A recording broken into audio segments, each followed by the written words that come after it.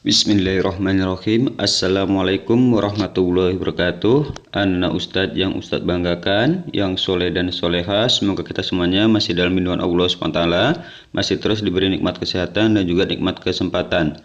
Pada kesempatan kali ini, Ustadz akan melanjutkan pelajaran matematika kita, yaitu mengenai penggunaan sifat-sifat operasi bilangan dalam hitungan campuran. Anak Ustadz yang punya buku, silakan buka bukunya halaman 38.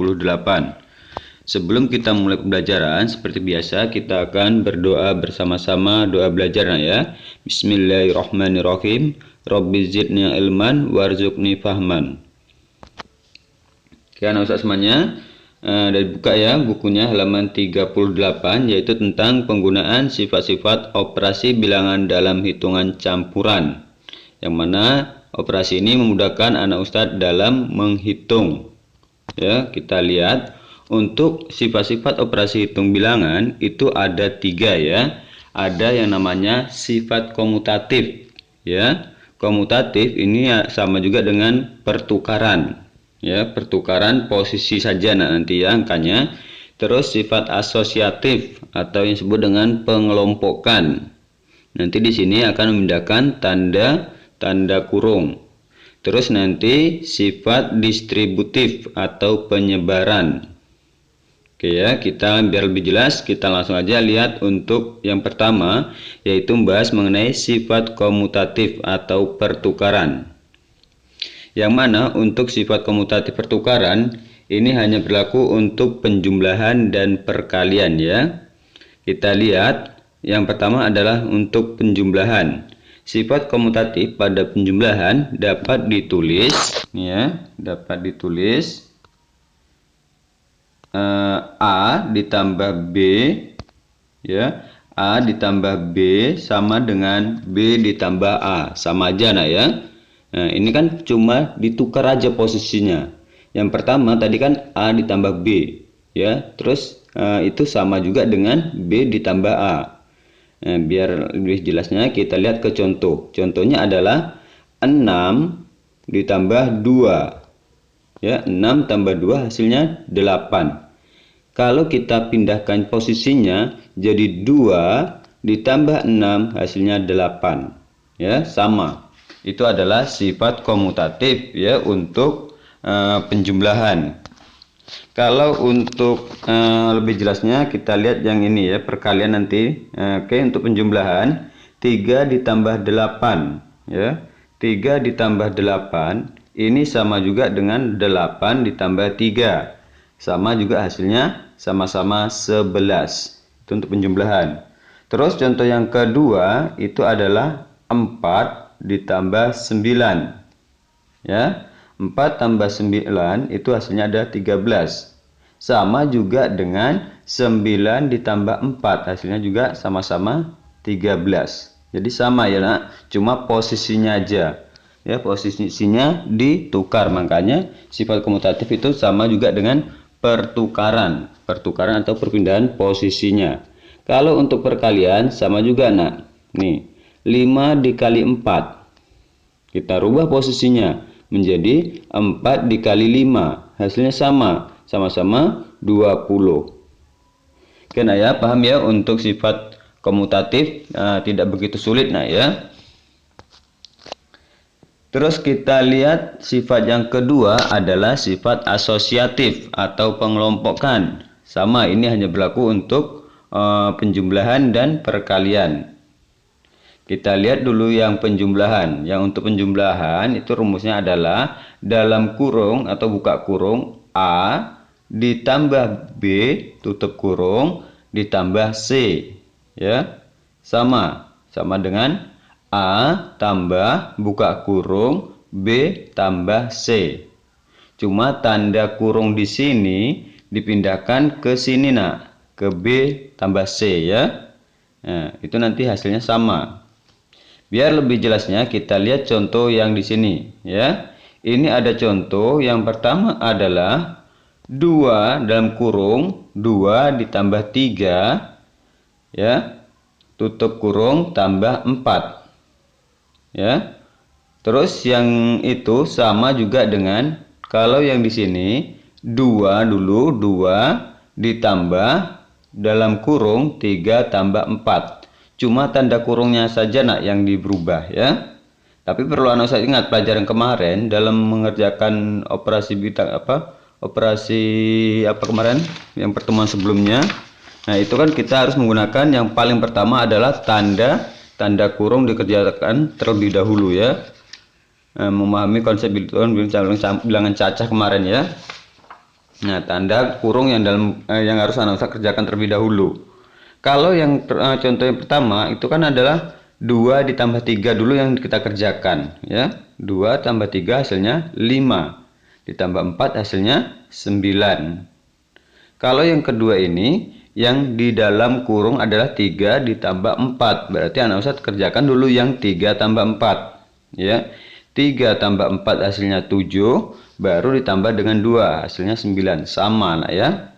Cuma tanda kurungnya saja yang berubah ya. Ini adalah sifat asosiatif untuk penjumlahan. Terus sifat asosiatif untuk perkalian itu adalah A dikali dalam kurung B kali C ya. Sama dengan dalam kurung A tambah B tutup kurung kali C. Posisinya sama dia nak. Ya. Nah, cuma tanda posisi kurungnya saja yang berubah. Yang pertama B dalam C yang dikurungkan, terus yang kedua adalah A kali B yang dikurungnya. Contohnya di sini adalah 2 dikali tanda kurung 4 dikali 5. Ya. 4 kali 5 hasilnya 20. 20 kali 2 hasilnya adalah 40. Ya, itu sama juga dengan dalam kurung 2 dikali 4 tutup kurung dikali 5. 2 kali 4 8. 8 dikali 5 hasilnya adalah 40. Sama ke sini ya. Nah, ini adalah sifat asosiatif untuk perkalian. Nih contoh untuk sifat asosiatif yang pertamanya adalah untuk penjumlahan ya. Dalam kurung 4 tambah 5 tutup kurung tambah 8. Tanda kurungnya tinggal dipindahkan ke sini ya. Jadi 4 tambah dalam kurung 5 tambah 8. Berarti langkahnya yang pertama anak ustadz pindahkan dulu posisi tanda kurungnya ya, baru nanti dijumlahkan ke bawahnya. Kerjakan dulu yang dalam tanda kurung. 4 tambah 5 hasilnya 9. 9 tambah 8 hasilnya 17. Sama yang di sini anak ustadz kerjakan dulu yang dalam tanda kurung. 5 tambah 8 hasilnya 13. 13 tambah 4 hasilnya 17. Sama dia nak ya hasilnya. Itu adalah contoh sifat asosiatif untuk penjumlahan. Kalau untuk ini sama juga yang ini ya. Nah, ini cuma beda angkanya saja nak. Kita lanjutkan ke contoh yang perkalian ya, untuk sifat asosiatif perkalian. Yaitu soalnya adalah 3 dalam kurung 3 dikali 4 tutup kurung dikali 5 ya. Yang dikurung adalah 3 kali 4. Nah, usah pindahkan tanda kurungnya menjadi 3 kali dalam kurung 4 dikali 5 ya. Ya, posisinya berbeda kan, posisi tanda kurungnya. Nah, anak saya yang pertama yang ini anak saya kerjakan dulu yang dalam kurung. 3 kali 4 hasilnya 12. 12 dikali 5 hasilnya 60. Ya. Kalau yang di sini berarti anak ustadz yang kerjakan dulu ada 4 kali 5. 4 kali 5 hasilnya 20. 20 kali 3 hasilnya 60. Sama hasilnya nah ya. Cuma langkahnya berbeda cara mengerjakannya. Kerjakan terlebih dahulu yang dalam kurung. Oke, baru yang terakhir adalah sifat distributif atau penyebaran. Kita lihat yang pertama untuk distribusi ini ya, distributif ini itu bisa perkalian terhadap penjumlahan dan perkalian terhadap pengurangan. Kita lihat dulu yang pertama adalah perkalian terhadap penjumlahan nih. Ya, perkalian terhadap penjumlahan. Dari gambar untuk distributif itu nanti ada angka yang sama, nah ya, perlu harus ketahui ada angka yang sama. Contohnya di sini nanti saya akan memberikan contoh. Kita bahas dulu satu-satu dulu nih ya. Di sini soalnya kan adalah 2 dikali 3 ditambah 4. Dalam kurung itu adalah 3 ditambah 4. Nanti kalau untuk pengurangan di situ kurang nak ya. 3 kurang 4 gitu. Oke. Untuk 2 dikali dalam kurung 3 tambah 4 itu anak Ustadz rubah ke sini nak, nih jadinya ya. Nah, tanda kurung jadi 2, yaitu dalam kurung pertama adalah 2 dikali 3 tambah buka kurung 2 kali 4 ya. Nah, jadi 2-nya di sini, 2 yang ini jadi 2 kali dia nak, kan 2 kali itu ya.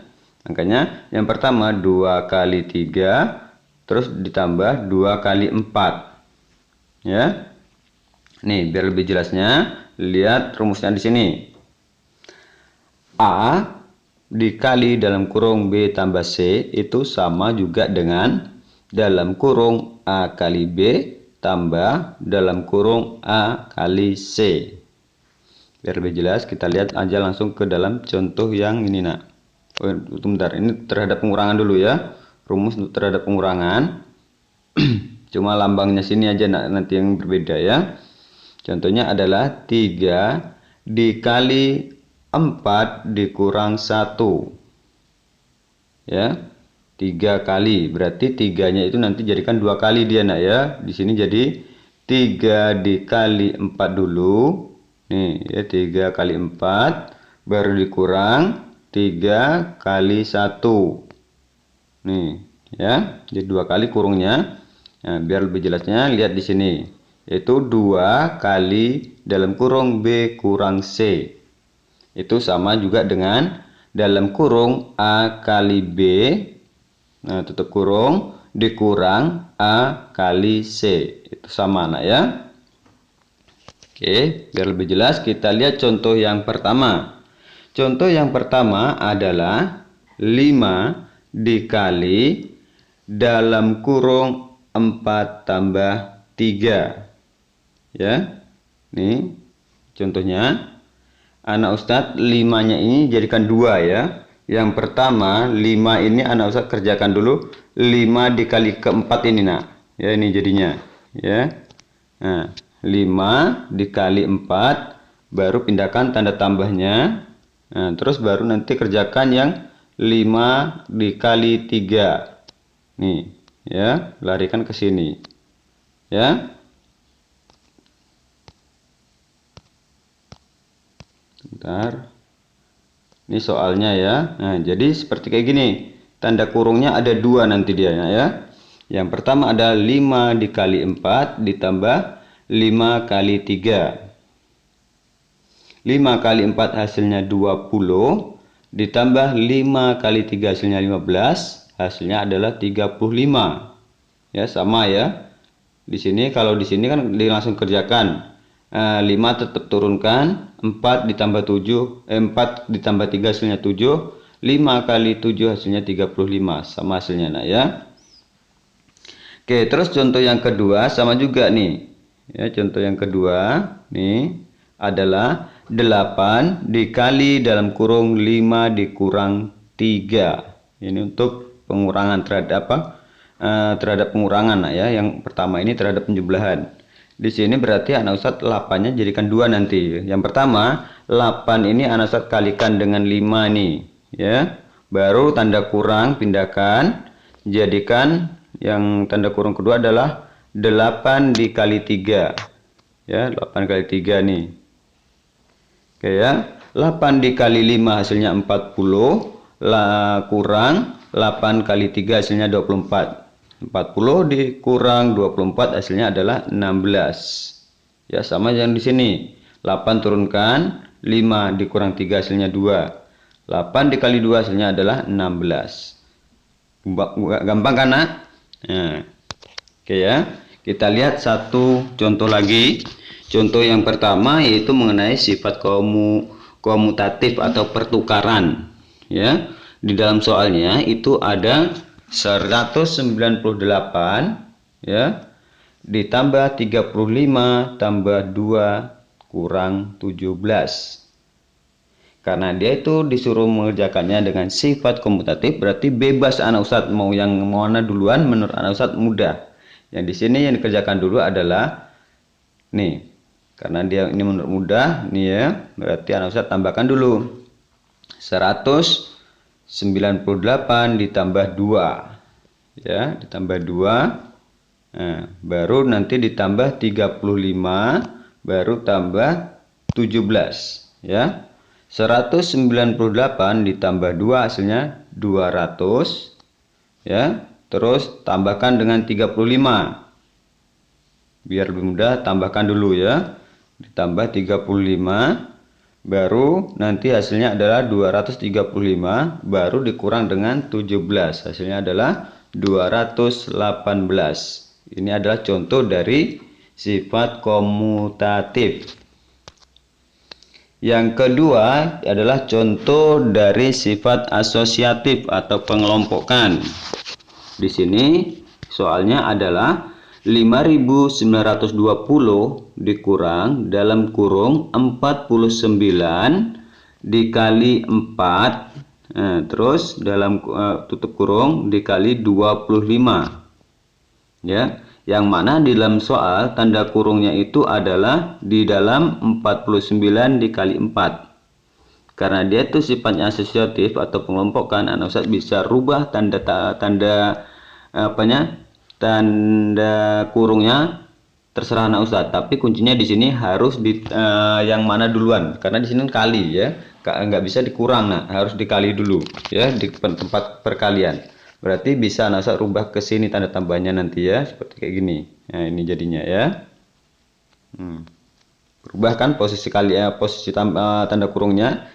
Jadi berubah menjadi 5.920 dikurang 49 dikali 4 dikali 25 dalam kurung. Ya. Anak ustadz kerjakan dulu yang 4 dikali 25 ya. 4 kali 25 adalah 100. Yang ini turunkan.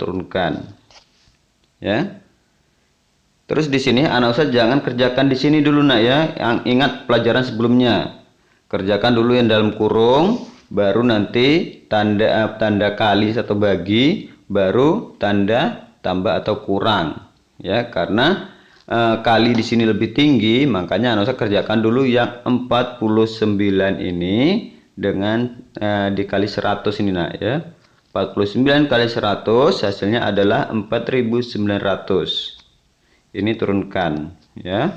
Berarti 5.920 itu turun dikurang dengan 4.900. Hasilnya adalah 1.020. Ya. Untuk sifat asosiatif di sini hanya tanda kurungnya saja yang berubah. Tapi perlu anak ustadz ketahui lambang-lambang antara tanda tambah, kurang, bagi, kali, tanda kurung itu sangat berpengaruh terhadap penjumlahan anak ustadz nanti ya. Oke, contoh yang terakhir ini adalah sifat distributif atau penyebaran. Ya, ini saya ambil contoh ada tentang kali terhadap pengurangan. Di dalam contoh untuk distributif ini biasanya ada dua angka yang sama nanti nak ya. Ya, di sini contohnya adalah 84 dalam kurung 84 dikali 56 dikurang 56 dikali 34. Nah, di sini ada angka yang sama. Angka yang sama adalah 56. Ya, 56 jadi kan nanti angka 1 dia nak ya. 56 langsung aja letak ke sini. Ini ya, 56 dengan 56. Nah, dia mana angka yang sama, nah ustadz pisahkan nanti ya. Jadikan satu seperti kayak gini. Nah, jadi 56. Terus Di sini 84 anak Ustadz dalam kurung turunkan ya 84 dikurang dengan 35 ini ya. Ini 35.